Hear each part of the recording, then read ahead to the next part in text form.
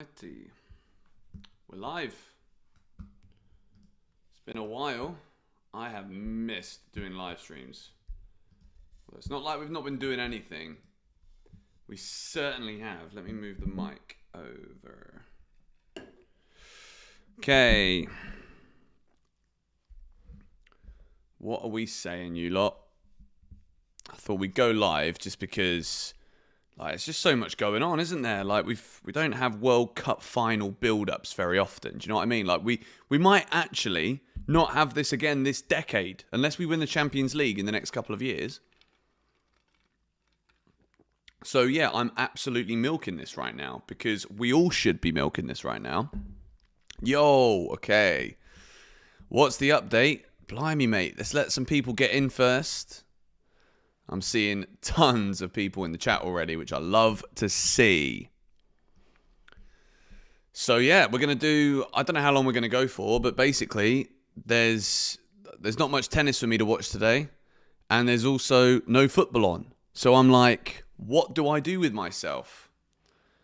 So we're gonna do a little transfer stream. We're gonna talk about some things in a bit more detail. I want to get you guys', you know what I mean? I want to get your opinions on certain things. I want to build some Chelsea lineups potentially for the weekend. I also want to look at some potential options for next season. And I want to go into this new Enzo Maresca formation a little bit more too, because I think it's actually quite exciting. I'm not going to lie. So yeah, we're going to break a few things down today. We're going to chat and see what's up. Rodrygo or Rodgers left wing for next season. Well, you guys have seen the thumbnail because you've clicked on the stream. So let's see. Plus 2,000 people petitioned for not signing Madueke. I mean, people said that Chelsea's protest was embarrassing. But if you're going to get a petition to not sign a player and only come back with 2,000 signatures, you could get that in flipping Tesco's on a Friday morning, for goodness sake. Do the Chelsea stuff first. Well, we're going to, there's a lot to go through, obviously. We've obviously done a second video today already, but I just wanted to chat to you lot, really.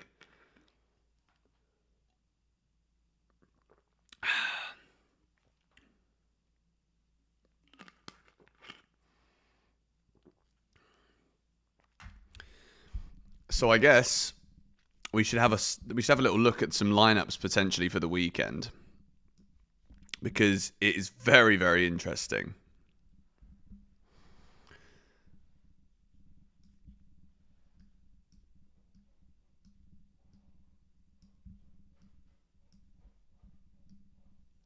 Am I drinking Red Bull? No, this is kombucha.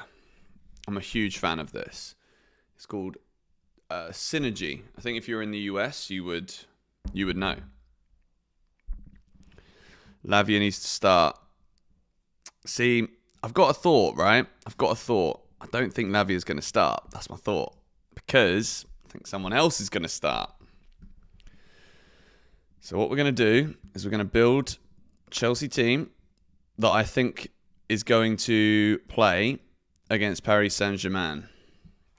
And I'll give you a little teaser, and we're going to type everything out together, okay? My phone is pinging off right now. Still wearing the scarf, of course, mate. This is actually one of the nicest scarves. It's from the New York Blues. They were kind enough to give this to me. They didn't charge me for it. It's a cracker. It's just a shame that the weather in America right now is average 90 degrees plus. Good evening, Benson and Hedges. Unbelievable. But good evening to you too, mate. The midfield is obviously the key. Let's get this up on the screen now. So this is what I think we're going to see something like. We're going to use the old tactical board again. Big shout out to the big dog Josh Aveste for recommending me this. So we're going to go through bit by bit, okay? And I want you guys in the chat to interact with me here, because let me just make this a bit bigger. Let's make it extra large. Okay, let's get rid of the V. So the goalkeeper is Sanchez. think that's pretty self-explanatory at this point. What do we think about that? Like, does anyone disagree? Should it be anybody else? I don't really think there can be much contention here at this point. Left back, we're going to go straight into that because I don't think anyone should say Jorgensen at this point, to be fair. Petr Cech would be nice. Marc Cucurella, left back. Very much an exciting player right now for Chelsea, performing very, very well game on game. Caden Grant says best left back in the Prem.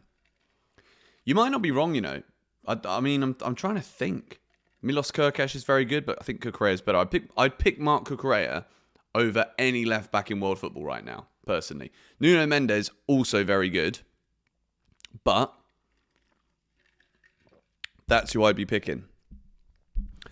Next player we're going to pick is Levi Colwill. He was suspended for the last game, but he's been in fantastic form now for a couple of months. And then this is the difficult one. This is the really difficult one. The right centre-back is either going to be Tosin or Trevor Chalobah. And I'm inclined to think this. I'm inclined to think it's going to be Tosin.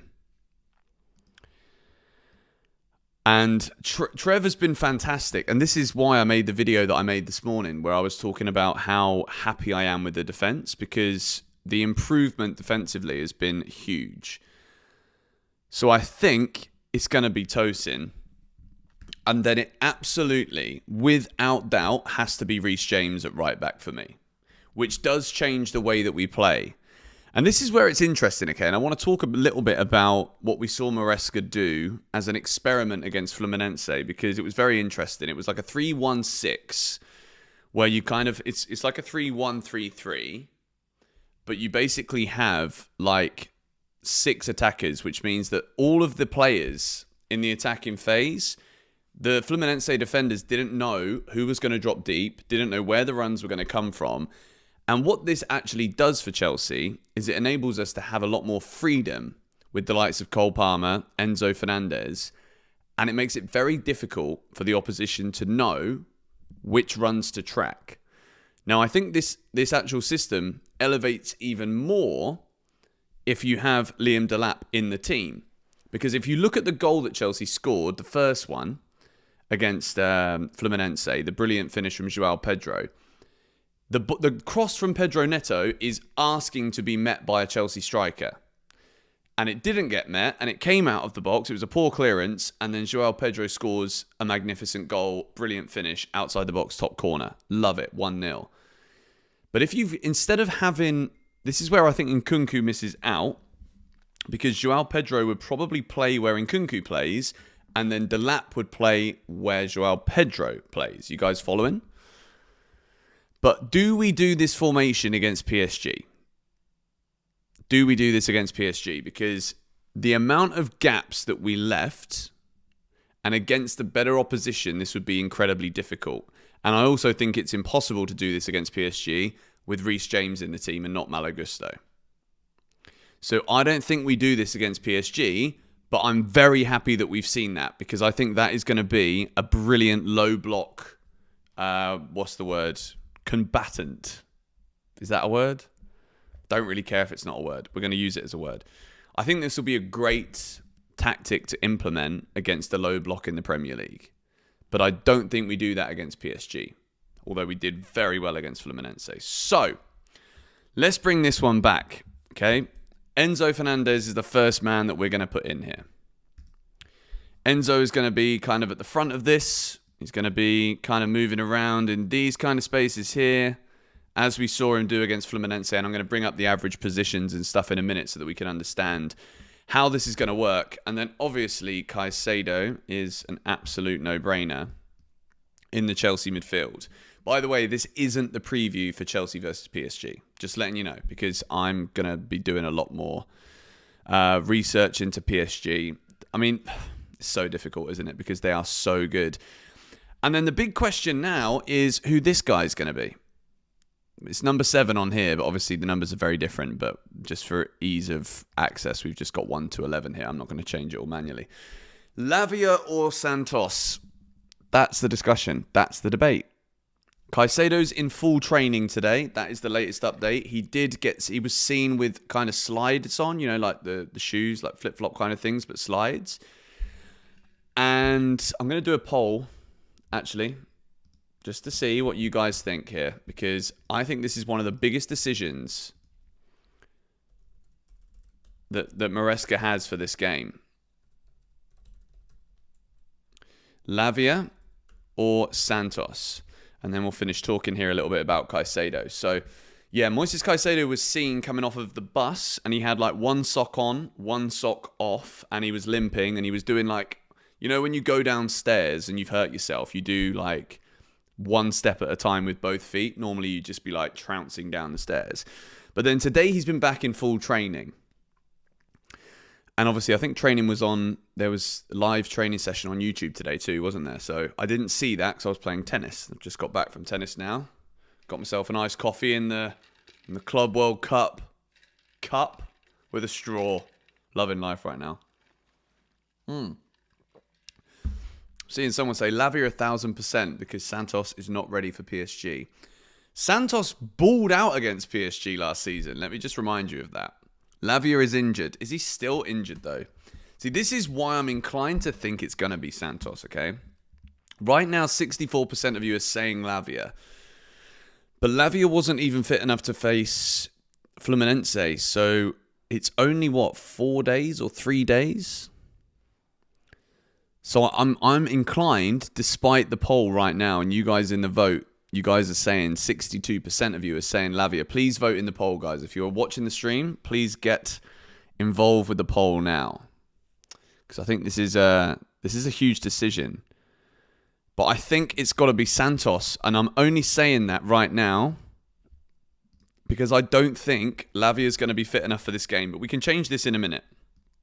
But I think it will be Santos, and I think it will be something a bit more like this, where Santos will be kind of in there. Enzo Fernandez will be pressing up a little bit. But this area of the pitch, and we're going to circle this here because I think this is the most important area of the field for Chelsea in this game. I quite like this. I quite like this little board thing that we've got here.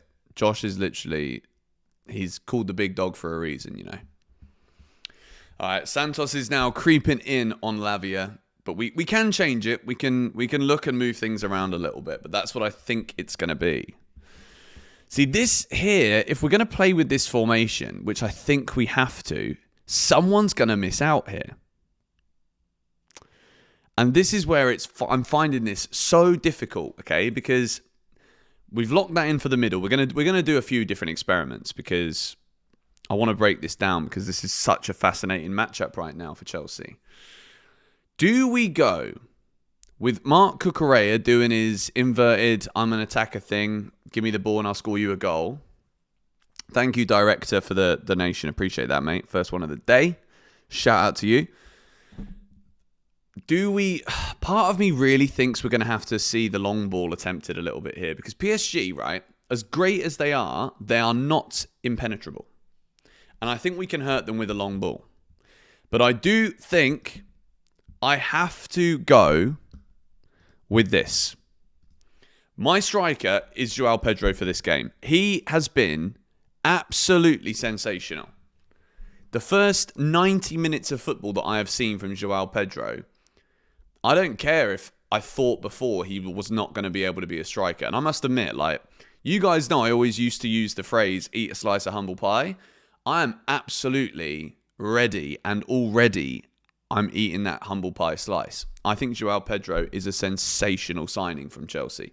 And some players, right? João Pedro he's got this mercurial potential about him. But he's been at Brighton, who are a good side, don't get me wrong. He's been at Watford. And at Watford, he was killing it at times, playing in different positions. But I do think Chelsea right now is the move for him that just takes him up a level. To be playing against this level of opposition, players raise their games. So, there's 2 positions left here, and for me, it is just it's so obvious who it has to be. But the question is, what side do I put them on? Pedro Neto is undroppable right now. He has been, in my opinion, the player of the tournament for Chelsea. Which obviously then leaves Cole Palmer on the right. But I'm going to say it should be this.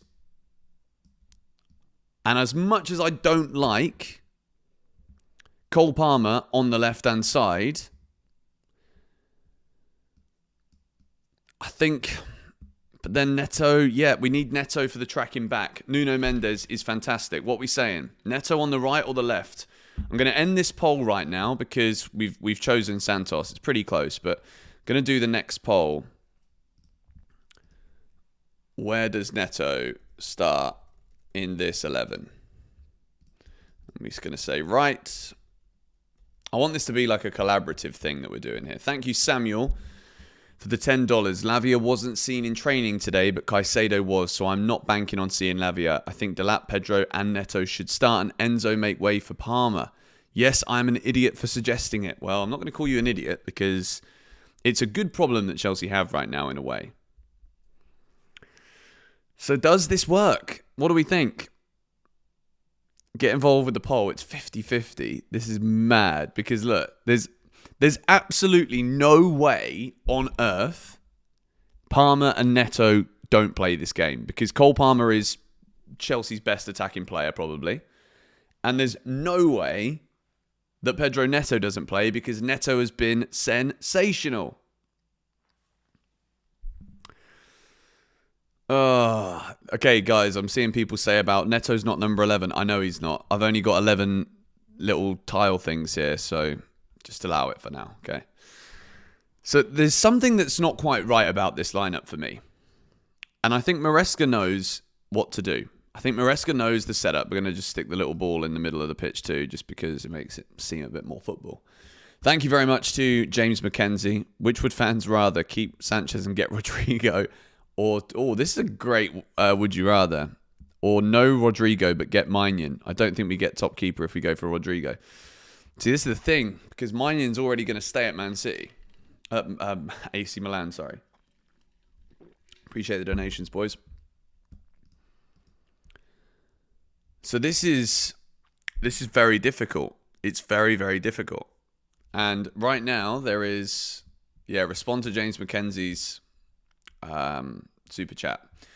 53% of you are saying Neto starts on the right, 47% saying the left. I think there's one thing that is universally agreed, though, I believe, and that is that Neto should start. Noni's not going to play here for sure because he might even be an Arsenal player by then. Jake Barker, why not just bench Santos, move Enzo back, Palmer in the middle, Neto on the right, Joao Pedro on the left, Delap up top? Well, this is where we're moving from here. So this is the first option that we have got.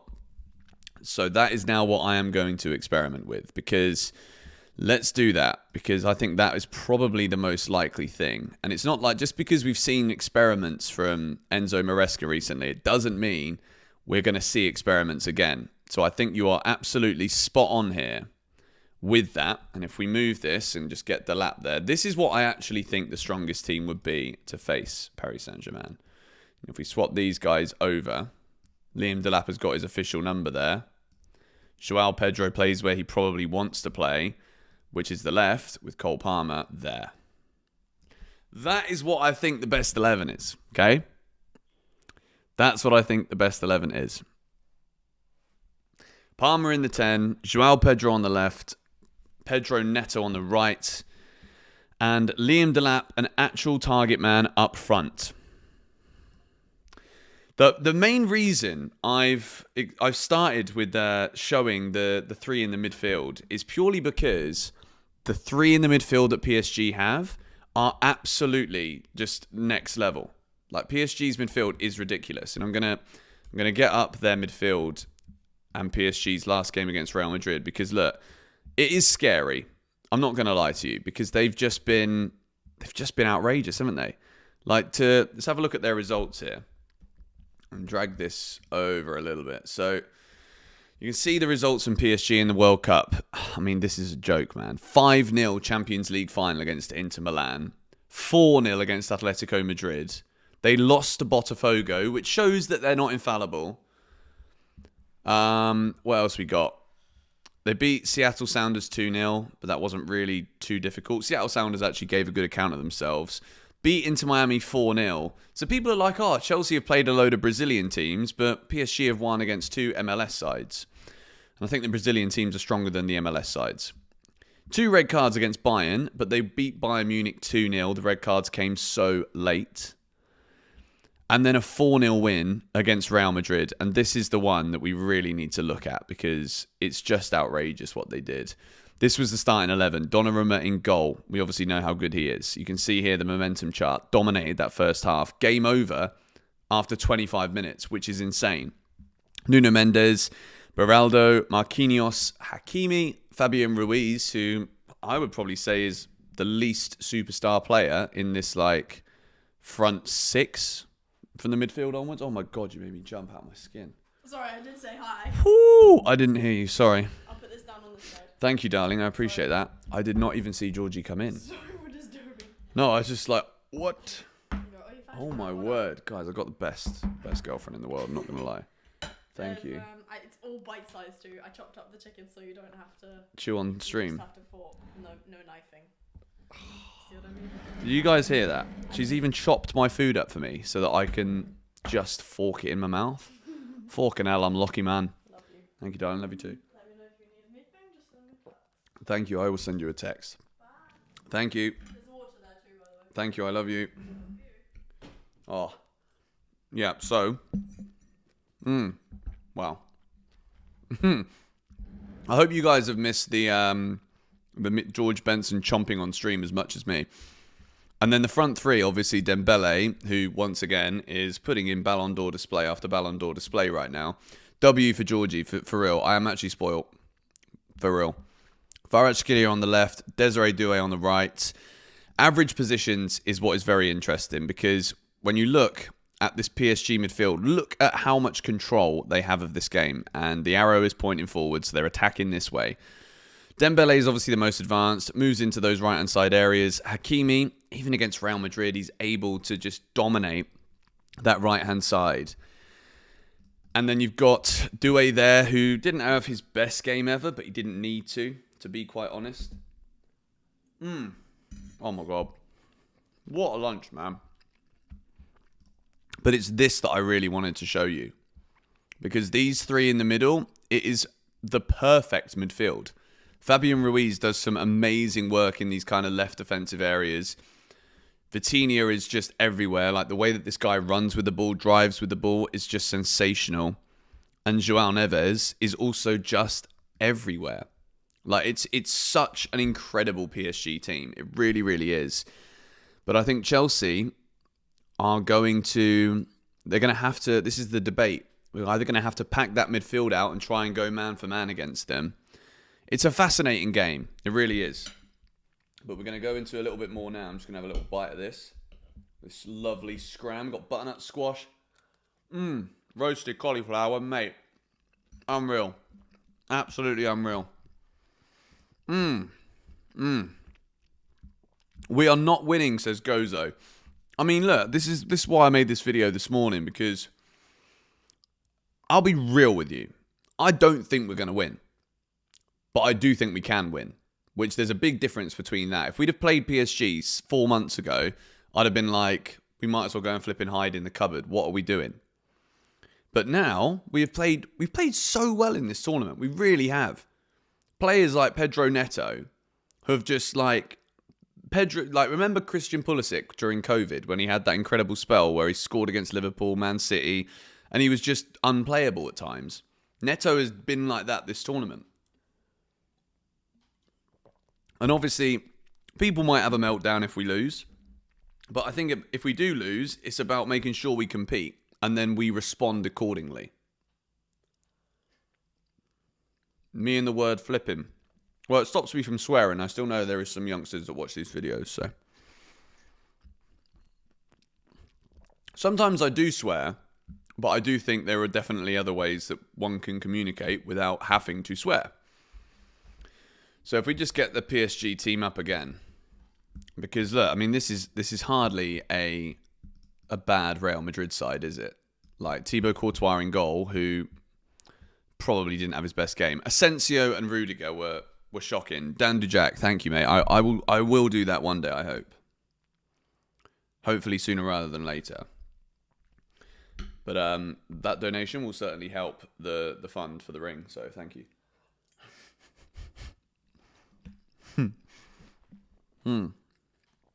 Unreal. But yeah, Asensio and Rudiger, man. Rudiger's an unreal footballer, but sometimes, my word. So if we bring the Chelsea, if we bring the team up again, what is your biggest concern? Let me know in the chat right now. What do you think is concerning, the most concerning for you about this Chelsea 11? When it comes to playing against PSG.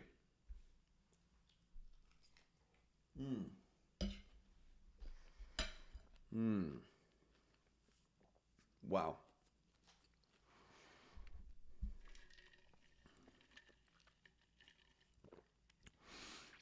Absolutely. Thank you, LJ McKnight, for the donation. It annoys me how people say Chelsea had such an easy path, but when you look at the other good teams like City and Inter, they lost to Chelsea, the teams Chelsea beat. Absolutely. There's been 6 of one and half a dozen of the other when it comes to like luck, bad luck, who have you beaten. Like PSG have had 2 easy games too. But no one talks about that, of course, because why would they?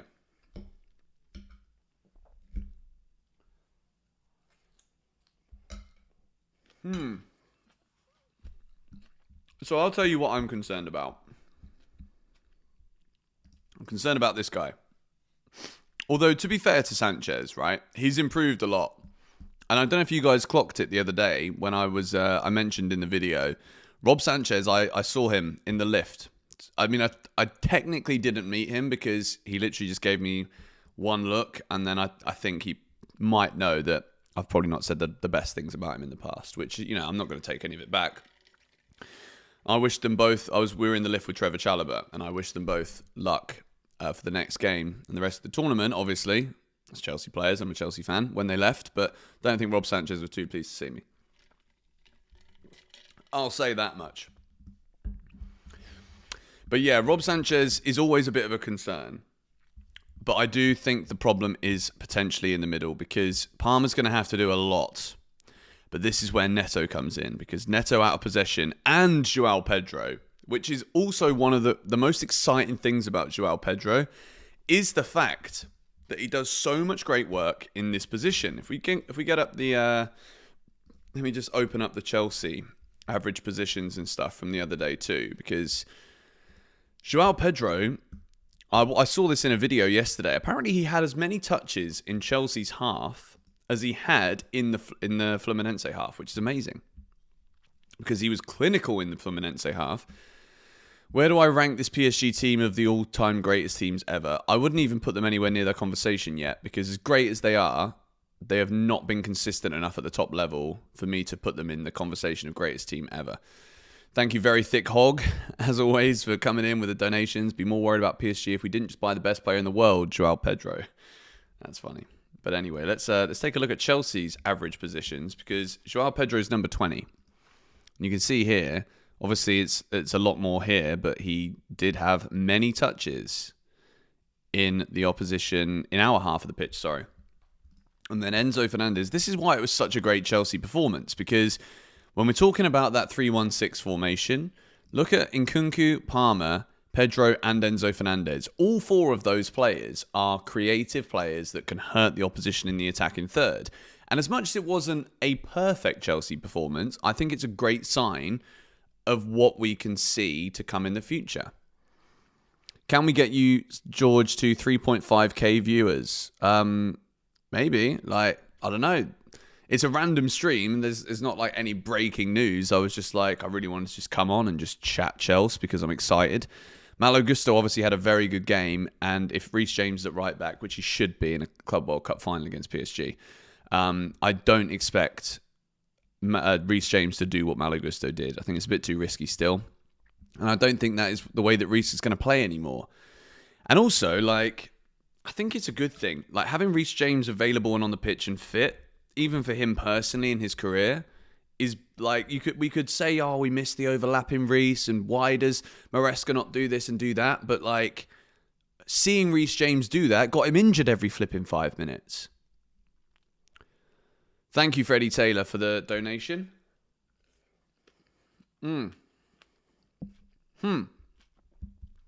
That's a really good question, by the way. Let me get up the PSG Botafogo game, because it is interesting how PSG didn't score that game. I do believe I watched it, and correct. They were so dominant, and they didn't play their best 11. They made changes, so I think this is going to be difficult. But this was the PSG team that day. Hernandez left back, Pacho, Beraldo, Hakimi. So it's a strong defence. Mayulu, Warren Zaire-Emery, Vitinha. So Vitinha was obviously in there. He basically never exits the pitch for PSG. Kvaratskhelia, Gonçalo Ramos up front, Desiree Doué. So it's a very strong team. Just no Dembele, no Fabian Ruiz. And who's the other flipping midfielder? Joao Neves. So it's still a very strong side. But you can see here, if we pull this over a little bit. No, that's the camera box. Sorry about that. You can see PSG were just so dominant. And that's been a characteristic of the Brazilian teams throughout this whole tournament. They've been so organised at the back, which is also a massive credit to Chelsea, because Fluminense had kept 3 clean sheets in their first 5 games of the tournament until they played against us. And then Joao Pedro scores 2 absolute worldies that could be goal of the tournament contenders. I'm not going to lie.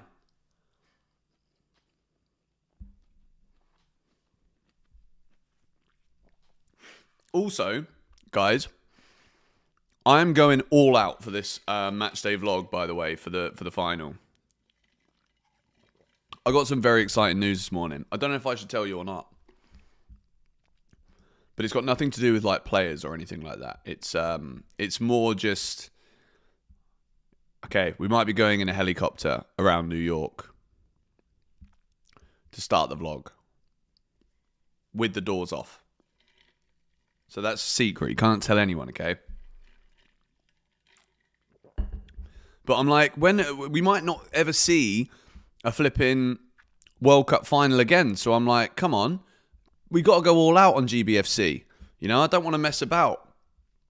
I want it to be the best video, especially if we win. I want this to be like the video that everyone wants to go back and watch like every week. Do you know what I mean? So screw it. We're going the full hog, mate. Where do I post the matchday vlogs? You never see them. They're on YouTube. They're literally, I've done a matchday vlog for every single game of this tournament. And I only do it on the pre-season things. What was I going to say? I completely lost my train of thought. I wouldn't, if it was Premier League and stuff, I don't like doing matchday vlogs at Stamford Bridge. I did it for a while, but it's just a hassle. People don't like it, and I understand that. They don't want people with flipping cameras. Although, to be fair, I never ever exit Stamford Bridge without losing my voice. I do flipping sing, shout as loud as I possibly can. But yeah.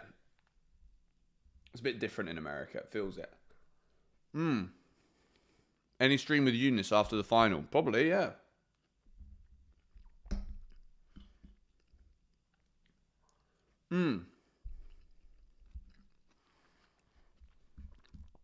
So, let's bring this back up again then, shall we? Here is the lineup. Shall we have a little look at some stuff for next season? Let me just quickly go. This guy loves a bit of Duquan Richards, doesn't he? My thoughts on him being used in the Cup next season. Honestly, I think Chelsea's squad right now is so stacked. As exciting as it would be because he's Jamaican. Yeah. Can I kindly link the matchday vlog somewhere you can access? Just go to the channel, bro, and look like maybe 3 or 4 videos ago. It was only uploaded yesterday, to be fair. But I've obviously posted a lot of content in the past 24 hours, so...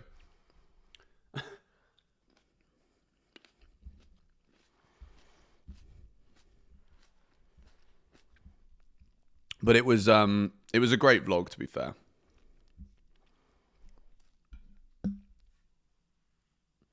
Will it be Caicedo versus Vitinha? This is what I mean, right? When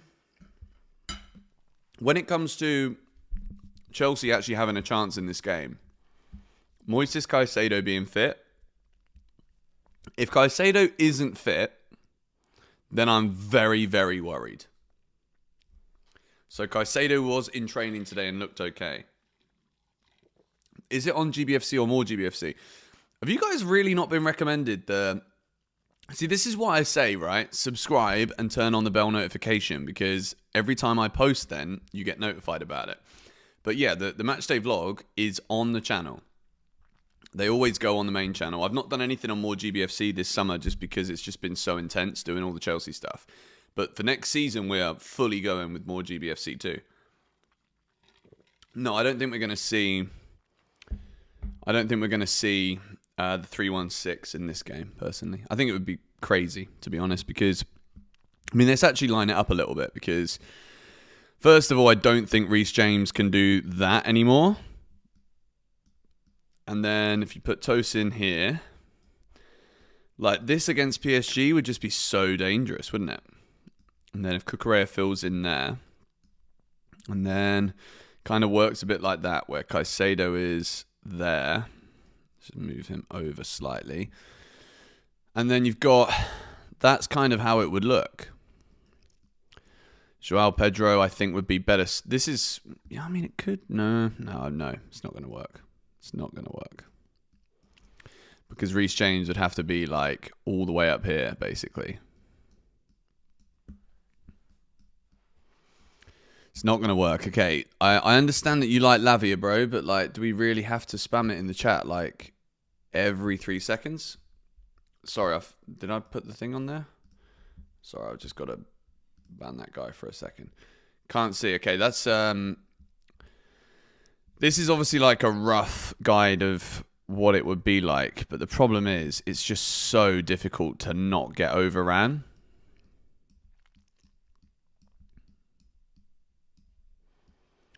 And it kind of relies on a player being super far over on this side, or that side.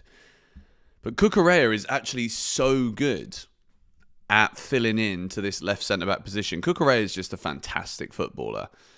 Reece James won't start. I think he will, mate. I think he will. I just think Maresca will change the tactics from what we saw in that last game.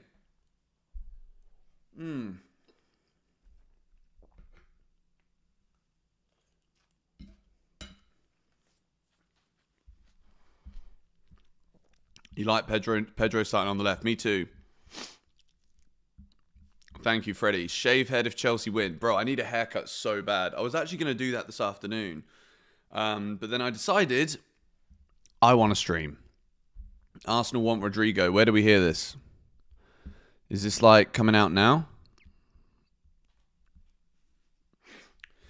Mohamed Kudus has successfully passed the main part of his medical at Tottenham. There's actually a bit of news. Let's go through the news just for a second. Hair looks good. I mean, I haven't had my hair this long in time. But let's take a little look at the latest news. Let's see if we can zoom in even more.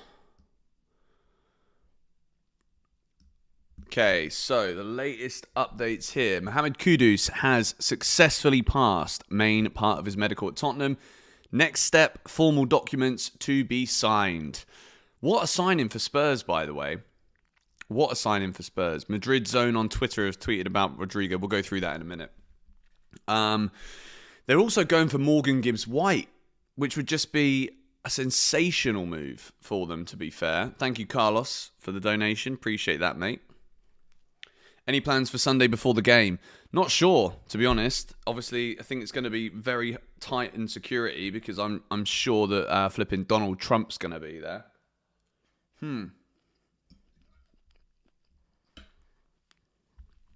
Let's also move now. Forget Kudus, mate. Kudus is a player that I really liked, but now he's at Tottenham. I'm all right, mate. No worries. All signed for Matisse Amugu's move to Strasbourg on permanent deal from Chelsea. Contract until June 2030, as Cyril Olives reports, with Chelsea to include buyback clause and not using loan spot. This is smart when it comes to whatever this relationship is, multi-club model, Strasbourg, Chelsea, blah, blah, blah. Obviously, there's only so many players you can loan and only so many players you can loan to the same team. But we were told, briefed, whatever you want to know it as, back in January that this was the plan. The plan was not that Matisse Mugu was going to be one of the midfield options at Chelsea. The plan was to always send him to Strasbourg, whether that is send him on loan or sell him to Strasbourg. We now get the information there. But Matisse Mugu is on the thumbnail. Obviously, he played a couple of games for Chelsea, I think, off the bench. And yeah, good luck to him. I don't really know too much about him. We didn't see him enough, but good luck to him. Good luck to him.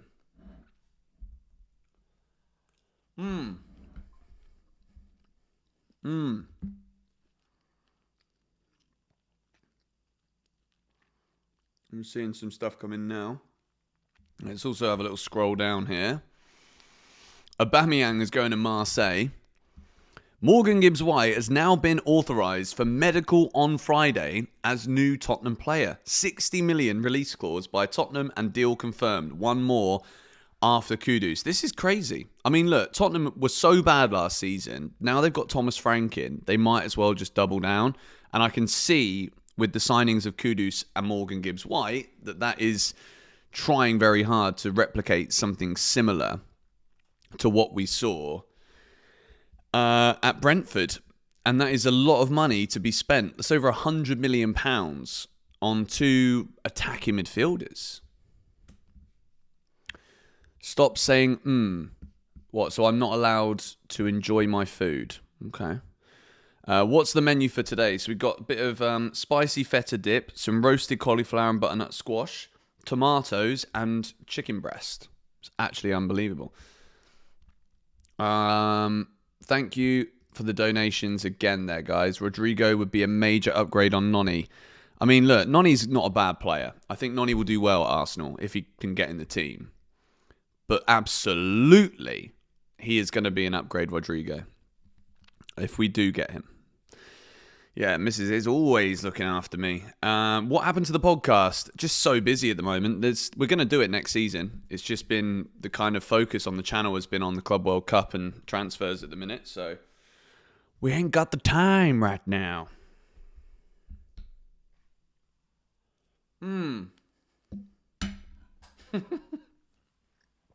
It's just a natural reaction.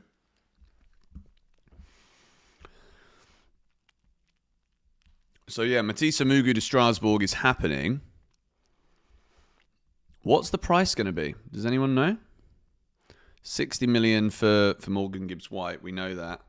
I'm also looking here, and it says flipping Evan Ferguson to Roma. Remember when Chelsea were interested in Evan Ferguson at one point? Mad. Can we get Rodrygo? Like, please. Bro, honestly, I read the chat all the time. You don't have to spam stuff. People always say if you're a streamer, you shouldn't read the chat so often. You should make it like a special thing. But I don't know. I like streaming the way I like streaming.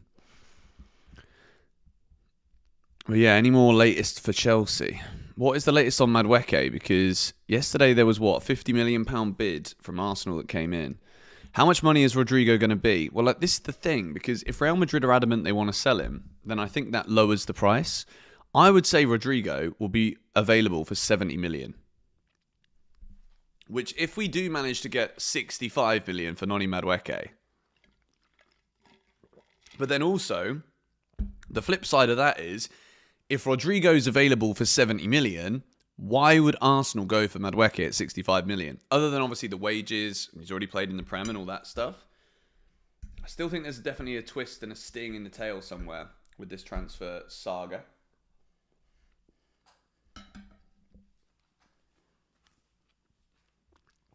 Mate, Chelsea Brazilian again. Well, this is the thing, man. This is the thing. The attack would be literally Brazilian, wouldn't it? Esteval on the right, João Pedro up top, Rodrygo on the left, Santos in the midfield. It's insane. Let me do a little poll and see what you guys have to say here, because a lot of people are asking the question. I'm going to say you can only sign one. Liverpool want Rodrygo. I think Chelsea should just go for it, you know. I think he would fit so well. I think Rodrygo's going to win this, but I love Morgan Rogers.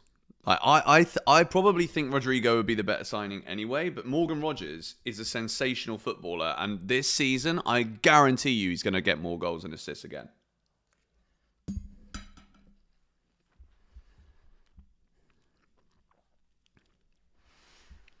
Do I think Chelsea will go after another keeper or centre-back? Yes, but probably later in the window.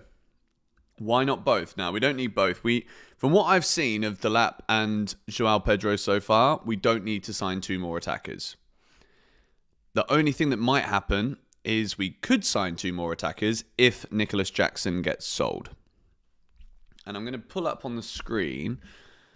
Let me get this all back up again because... Let me move. Can you guys see that? Yes, you can. Okay. You saw that Bob Sanchez. Yeah, let's call him Big Old Bob from now on, mate. Why not? Rodgers does feel like a Chelsea signing. And that's the thing. Sometimes I get a bit carried away with those kind of ideas. I'm like, he just does seem like a Chelsea player, Morgan Rodgers.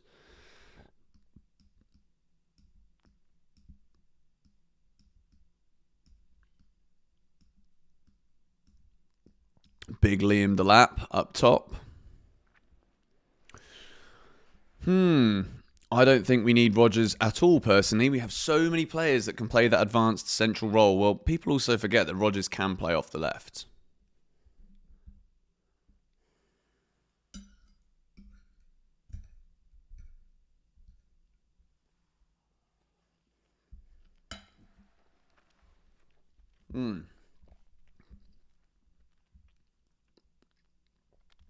So this is the thing about Malo Gusto.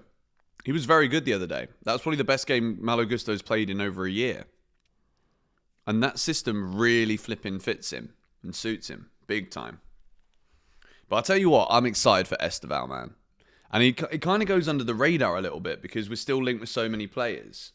But Esteval coming in is so exciting. He's actually ridiculous.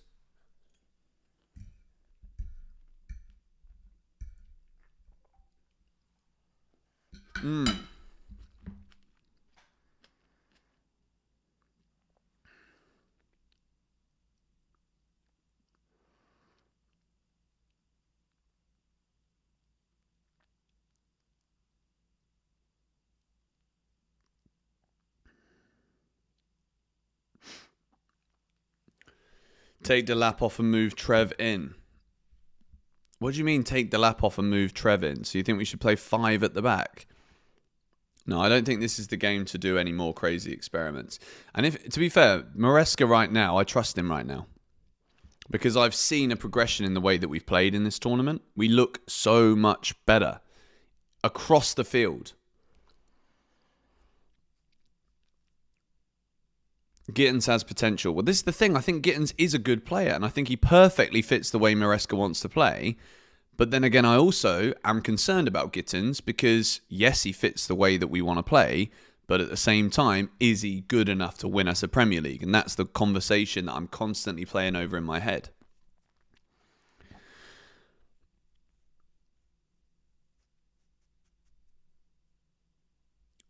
I think it will be... honestly, I think Nkunku's been playing to put himself in the shop window. And to be fair to Christopher Nkunku, I think he's played really well.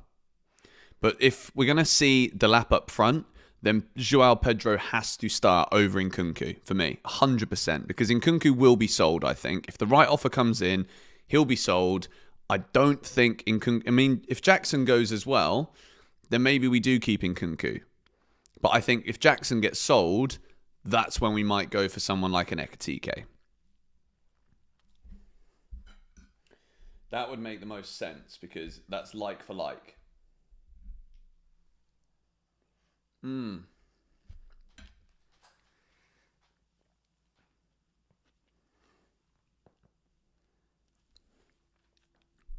Nkunku, do you actually think Nkunku starts this game? Nkunku to Bayern Munich because of the Musiala injury. That would not surprise me at all.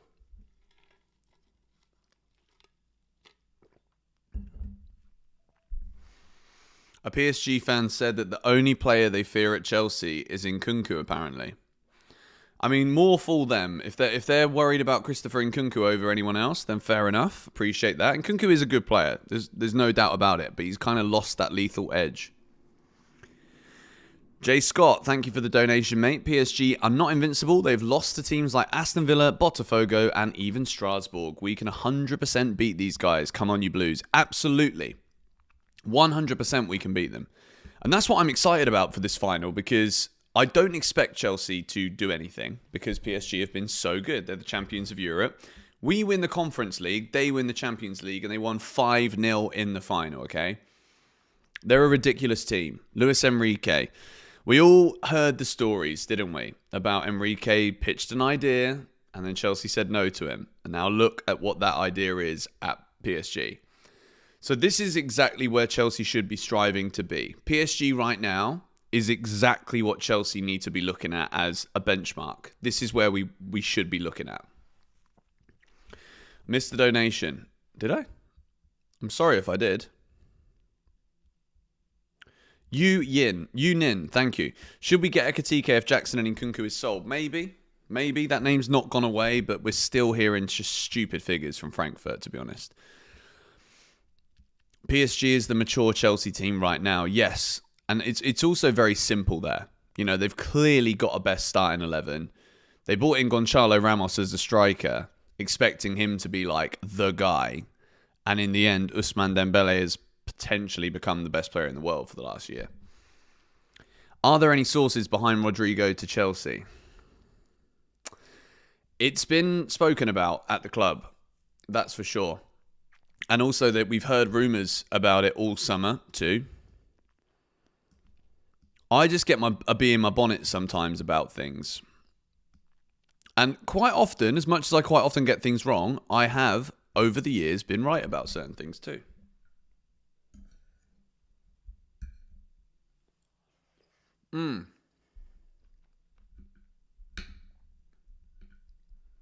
I'm slowly getting through this food, by the way.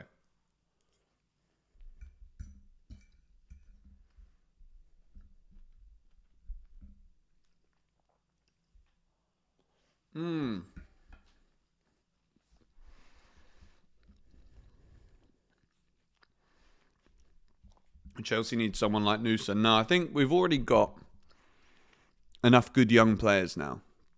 I think we just need like a sprinkling of like world-class quality. So here's the thing with Rodrygo, right? Rodrygo does not want to go to Saudi Arabia.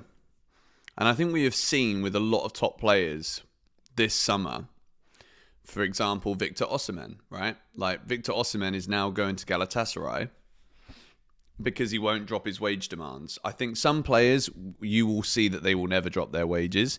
Yeah, okay, we can argue that Osimhen might deserve big money because he's going to guarantee you big moments and big goals.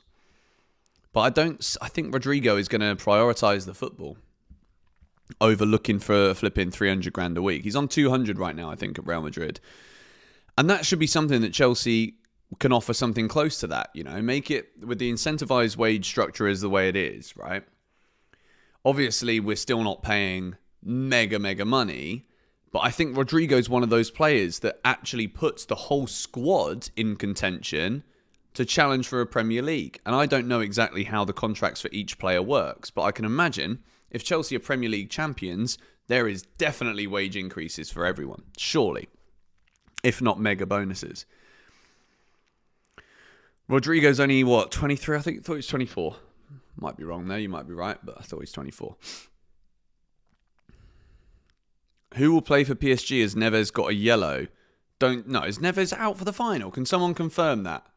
Just because he got a yellow doesn't mean he's out. Is Neves out of the final? Because if João Neves is out for the final, that's a huge loss for Paris Saint-Germain.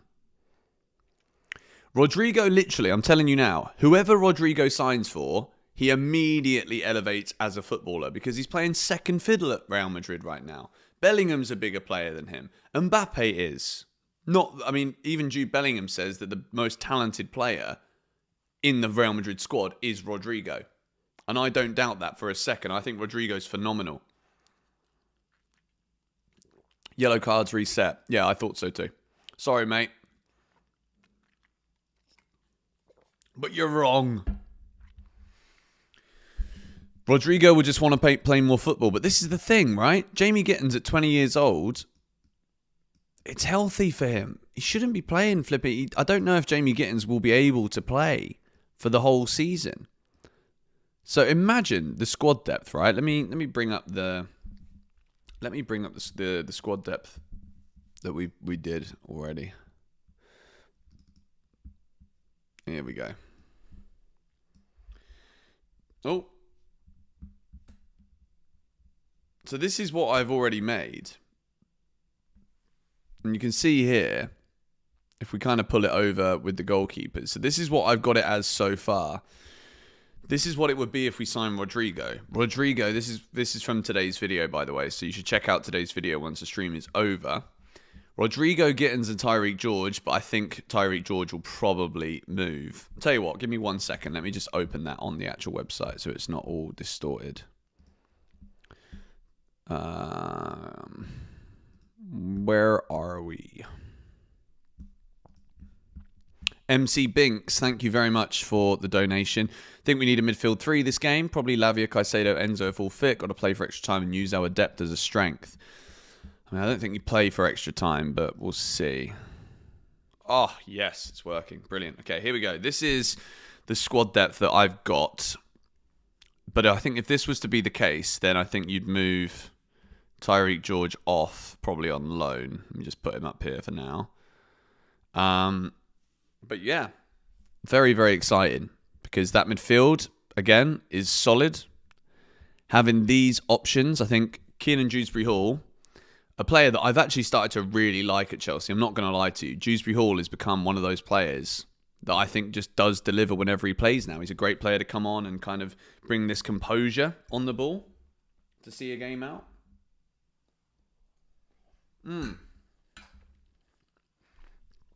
But look at this attacking depth, man. Exactly. Rodrygo can do so many different things. Kiernan Dewsbury-Hall is a great squad player. No, absolutely. Absolutely he is. Like, it took me a while to kind of understand it, but then, like, eventually it got to the point where throughout the whole season, I'm like, this guy isn't really doing a bad job at all, and he's playing very well when he comes on or when he's being used. Scoring goals, getting assists as well in the Conference League. Well done to him. Fair play. And it's not like he was demanding minutes. Big, like, decent money signing. Just joined the stream. Welcome to those of you that have joined the stream. If you are in the stream right now and you have not yet smashed the like button, what the bloody hell are you doing? Hit the like button right about now. If you can, please. I'd appreciate that. Quenda as well. Yeah, we got to remember that too. And that's probably on. We should probably factor that in, to be honest, because that would be the reason why, other than the wages, that could be the reason why Chelsea would go for Morgan Rogers over Rodrygo. Because with Giovanni Quenda coming in next season, that is yet another potentially young top winger with a lot of potential that would come in, and then Rodgers would probably see the exit of Dewsbury-Hall, and then I think as a result of that, João Pedro would be considered as a striker. But for now, let's see. Jackson to AC Milan rumour. I think that'd be a good move for Nicholas Jackson, to be fair. But this position here is also one that we got to look at, the left back, because Joel Hatto, I've used this graphic quite a lot in recent videos, but sell Tosin now. I wouldn't sell Tosin, man. I think Tosin is a quality player. Again, another one like both Tosin and what's his name, Kiernan Dewsbury-Hall, over the course of the last sort of 6 months or so, absolutely growing on me big time. Why do people still insist on spamming? I don't understand. Kendry Paez is probably going out on loan. Tosin's also a leader. Yeah, we've also got to remember that because it's not like we've got too many experienced players in this squad.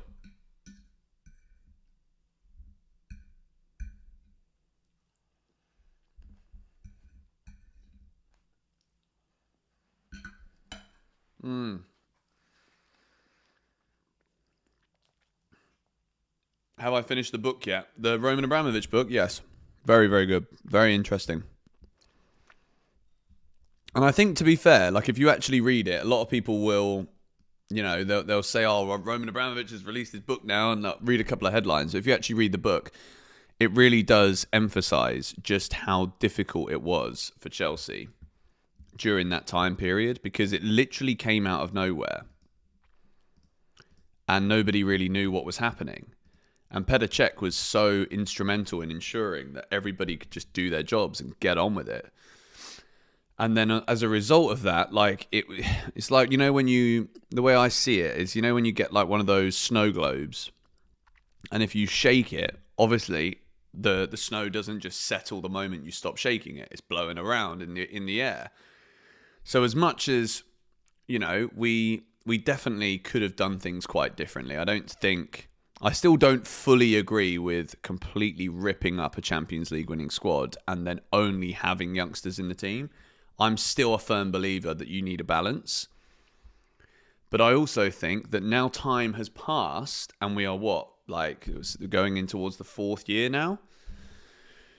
We've won a trophy. We're in a Club World Cup final. We're on a great run of form right now. I think the omens are looking good for Chelsea. It's boding well. It looks like we're going in a good direction. Rodrygo, 75% of you are saying Rodrygo over Morgan Rogers, which I kind of thought that was going to be the case, to be fair. Romero is another Jackson in defence. I think Romero would be a good signing, I'm not going to lie.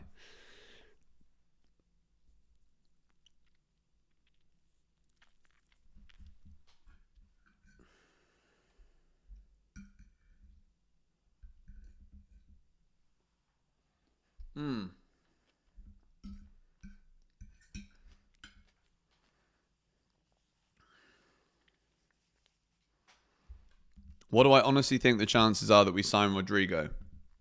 I think they're a lot higher now that Rodrygo is actually looking like he's going to leave and we have made over $100 million in this tournament. And I said it in my video today, and I strongly advise you guys to check my video out. I'm actually just going to quickly put it in the description now. The video that I posted, the news video earlier today, I think you cannot underestimate, and I'm saying this because I've seen it firsthand on the ground here at the World Cup. Chelsea's presence, it's actually linked in the description already. Chelsea's presence in this tournament when it comes to like having Chelsea fans in the stadium has grown exponentially as the games have gone on. And I'm not just talking about attendances, because obviously attendances have grown when you get to the knockouts, but I mean like the percentage of people inside a stadium wearing a Chelsea shirt, the amount of billboards that Cole Palmer is on in just like random cities across the US is also epic. Like I think that does great stuff for Chelsea, gaining a worldwide fan base. And also Rodrygo is a household name.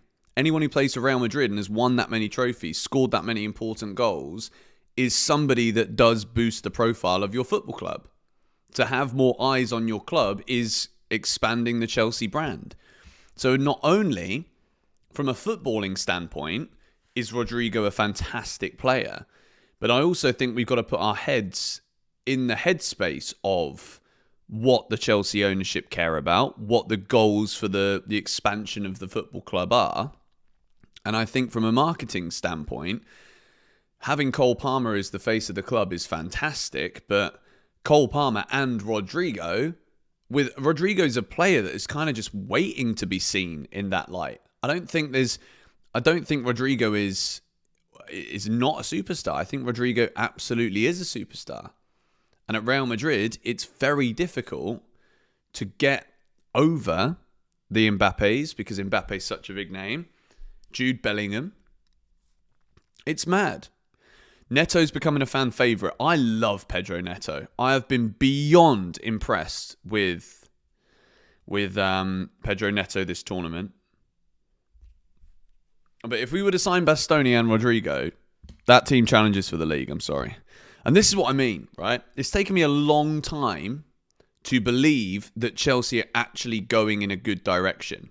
And it isn't because I want to be negative or wanted to be negative. It was very much just a case of, well, I don't see enough quality in this squad to be able to last a season. Now we're on a run of winning 13 and 15, and we're winning games in different ways. Now I can be like, okay, well, we're definitely going somewhere. This plan is starting to work. But it also means if things are looking good now is the time where you invest in those needle-moving players, because then you can actually convert that into it's a good passage of form now. How do we consistently deliver that over a season? And someone's just made a very good point in the comments. Liverpool got Wirtz, Man City got Cherky. Chelsea, I think, need that kind of profile of signing. I think Rayan Cherky is going to be a sensational signing for Man City. And I know that we obviously saw them get knocked out of the tournament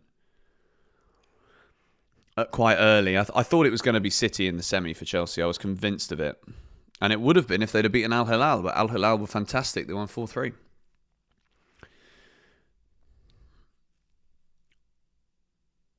Who do we want as a goalkeeper? Well, if Mike Maignan not available, who do you guys want in goal?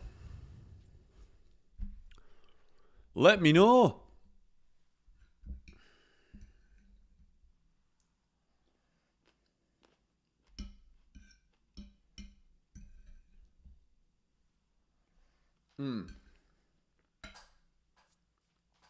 To Stegen, Trubin. Trubin's a good keeper. Diogo Costa. Petrovic is going to be sold. Onana, no, get out, mate. Emi Martinez, if not, Jan Sommer. Sommer's just a bit too old. He's a quality keeper, but Martinez. But Aston Villa wants stupid money for him. Diogo Costa, I'm seeing that name more than anyone else. James Trafford, good keeper, but no, not for me. Bono, that would be. I love Bono. He's a great goalie.